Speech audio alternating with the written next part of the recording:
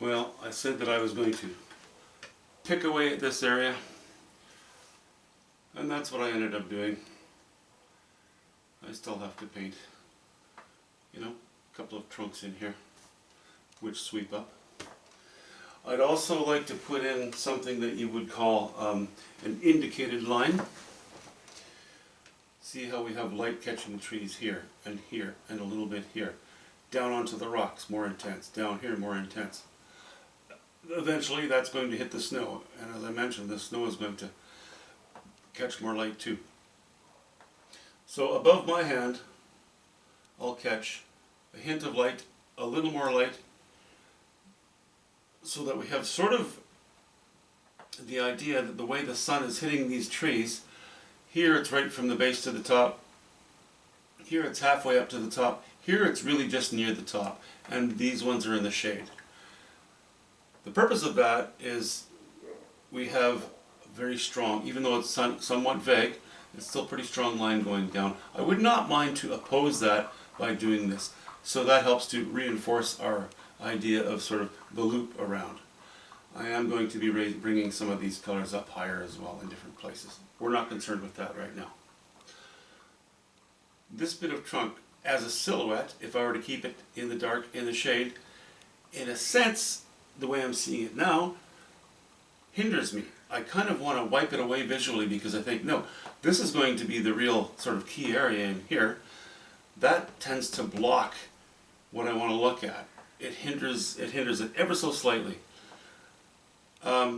If I were to lay light on it so that the values would approximate what's here, but I would have to use much warmer colors here, then it would serve or hinder possibly the viewer in that it might compete with this, you know, compete with this area.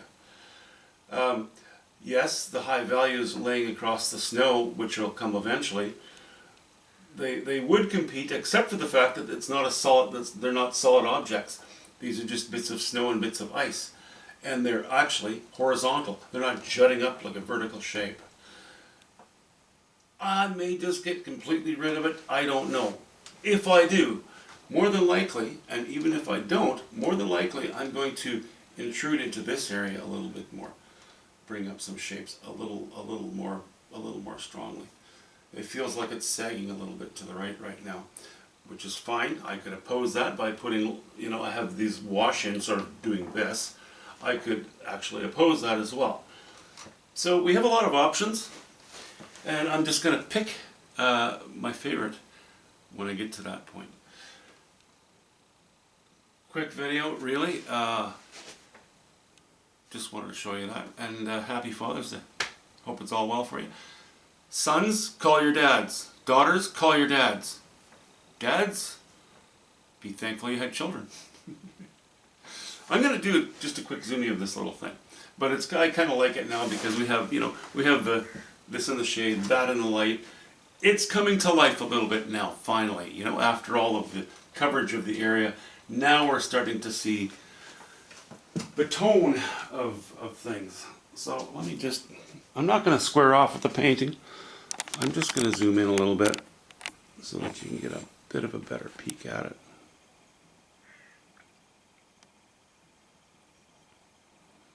And indeed, as usual, how messy it is. It looks quite awkward up close,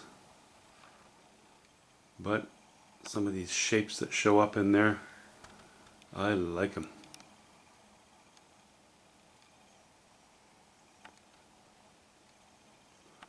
Sunny side, shadowy side.